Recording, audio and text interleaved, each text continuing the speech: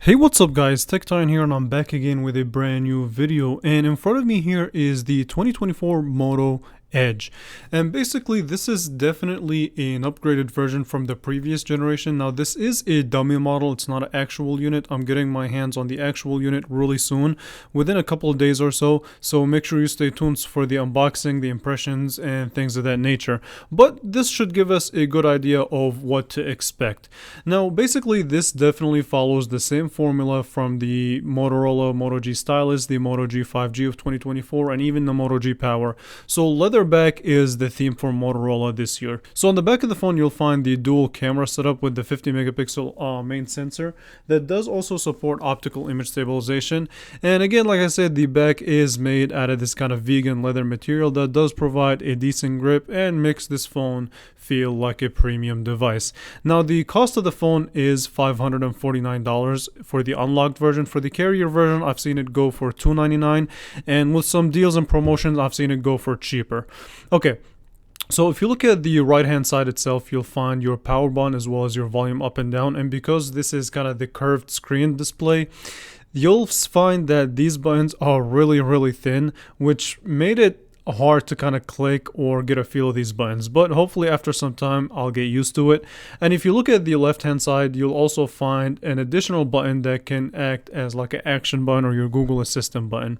On the bottom of the phone you'll find that there's no headphone jack, however you do get your SIM tool, your USB-C that is capable of charging your phone at up to 68 watts, which is insane. So you get 68 watt of charging capability on this phone. You also get your microphone as well as your bottom facing speaker, but essentially that's kind of the basic idea behind the design of the phone. Now what I'm excited for is this display. So again, this is the display is actually the highlight of the phone. This is at the end of the day the Moto Edge. Now again, you get this curved display, which I know that there's a demographic of people that are not a big of a fan of the curved display technology. That's why it kind of died out a little bit. However, the curvature on this phone is kind of subtle, so it's not outrageous or obtrusive, but once I get my hands on the real unit I can give you guys kind of a better thought or better impression on it.